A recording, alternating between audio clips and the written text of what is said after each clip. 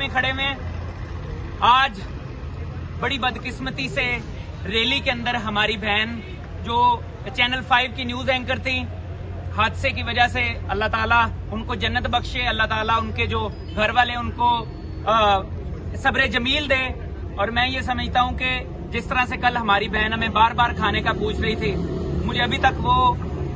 जिस तरह वो बुला रही थी हमें और खाने के लिए कह रही थी, उनको पता था हम ऊपर रैली में थे और भूख प्यास में थे। उन्होंने बार बार हमें कहा जब वो कंटेनर पे थी उस वक्त। तो मैं ये समझता हूं कि हम पूरे जो पाकिस्तान के अंदर पूरी पार्टी जितनी पीटीआई के लोग हैं सब उसके अहले खाना के लिए उनके लिए दुआ करें, उनके घर जाएं,